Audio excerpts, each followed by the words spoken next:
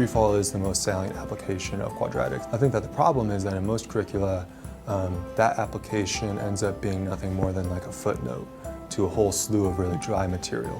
What I try to do is make it the forefront of the lesson. We want to talk about why freefall is quadratic, where this formula comes from and why these coefficients make sense. These are questions that we want students to be asking and we want to devote class time to because that helps them arrive at a deeper understanding. In Algebra 2 this year, we actually did quite a bit looking at the mathematics of sound. So we talked about how sound waves, which are really compressions and decompressions of air, can be modeled by trig functions. And the combinations of sound waves can be modeled by the addition of trig functions.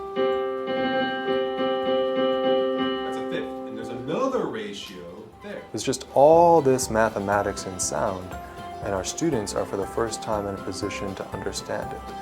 But they won't, I don't think, unless we give them the opportunity. While we're teaching these pieces of content, we bear in mind that we're moving away from the perspective that math takes place in some sterile bubble, and you see the problem, you carry out the algorithm, and then you're done, and you never even know what you did. On the other hand, if we approach math from an applied perspective, the mechanics that we're developing become really powerful tools to solve actual problems.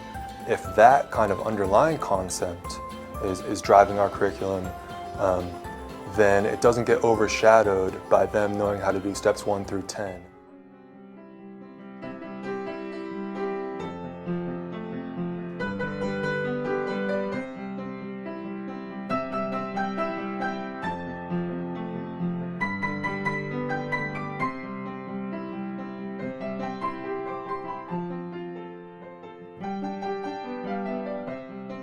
I decided that I wanted to make a film in stop motion for a senior project.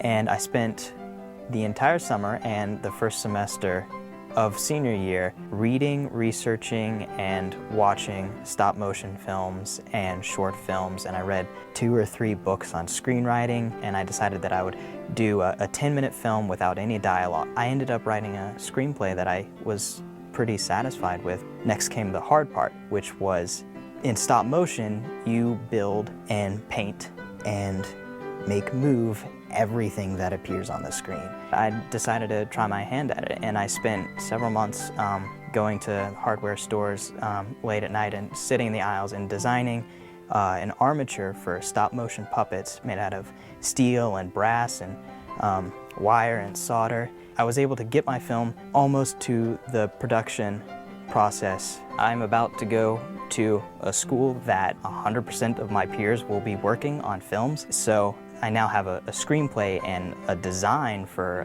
an entire movie. I was able to really see the value of what I'd gotten from expressing my own interest independently, and the work was very rewarding.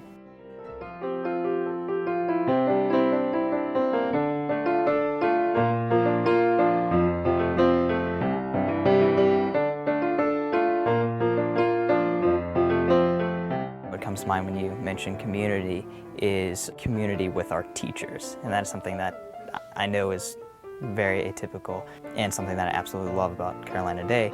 Sí, eso. Entonces traten de arreglar.